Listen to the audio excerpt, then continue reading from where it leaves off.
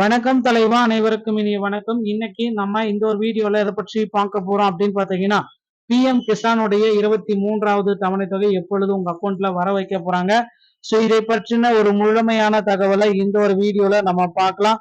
So நீங்க நம்முடைய சேனலை முதல் முறையா பாக்குறீங்க அப்படின்னா மறக்காம ஒரு சப்ஸ்கிரைப் பெல்ல கிளிக் பண்ணி வச்சுக்கோங்க. சோ வாங்க வீடியோக்குள்ள போகலாம்.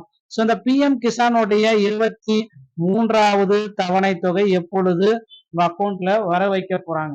சோ இதை பற்றின ஒரு முழுமையான தகவலை வீடியோ பதிவுல நம்ம பார்க்கலாம்.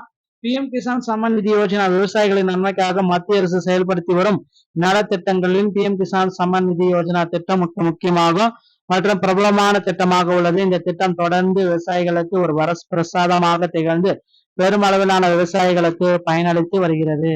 இது வரை இந்த திட்டத்தின் கீழ் 1022 தவணைகள் வெளியாகி இருக்கு. பிரதம மந்திரி கிசான் சம்மன் நிதி யோஜனா திட்டத்தின் அனைத்து விவசாயிகளும் தற்பொழுது 23வது தவணை தொகையின் வெளியீட்டிற்காக ஆவலுடன் காத்திருக்கின்றாங்க.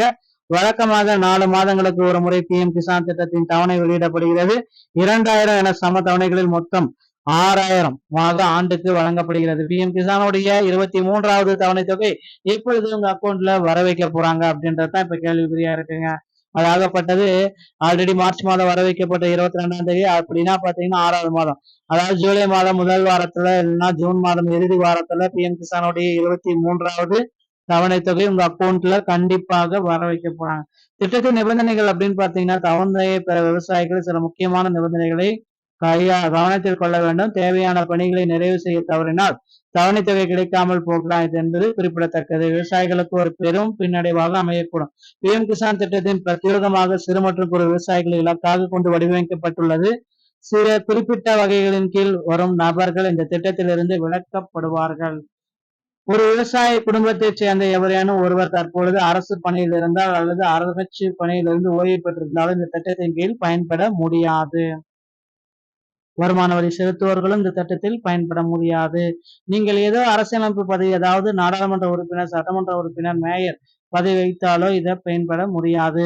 விவசாயிகள் தங்கள் தவணைகளை பெறுவதில் ஏதேனும் முட்டுக்கட்டை ஏற்பட்டிருந்தால் அந்த பிரச்சனையை தீர்க்க அதிகாரப்பூர்வ அறிவிப்பு நோ யோர் ஸ்டேட்டஸ்ல செக் பண்ணிட்டு உங்களுக்கு என்ன பிரச்சனை இருக்கு அப்படின்றத நீங்க செக் பண்ணிக்கலாம். உங்க ஏரியாவுடைய நோடல் அதிகாரிகளை பின்பற்றி இந்த பிஎம் கிசானுடைய தொகைகளை பெற்றுக்கொள்ளலாம்.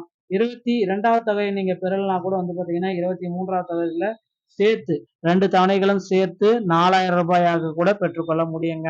ஸோ விரைவில் பிஎம் கிசானுடைய தவணை தொகை வெளியிட போறாங்க. நீங்க உங்க அருகாமையில் இருக்கிற இகேவைசி மையத்தை அணுகி உங்களுடைய கேவைசி டாக்குமெண்ட் எல்லாமே கிளியரா வச்சுக்கோங்க. இந்த வீடியோ உங்களுக்கு பிடிச்சிருந்தா நீங்க நம்முடைய சேனலோட இணைந்திருங்க. மீண்டும் ஒரு நல்ல தகவலோட நான் உங்களை சந்திக்கிறேன். நன்றி, வணக்கம், தேங்க்யூ.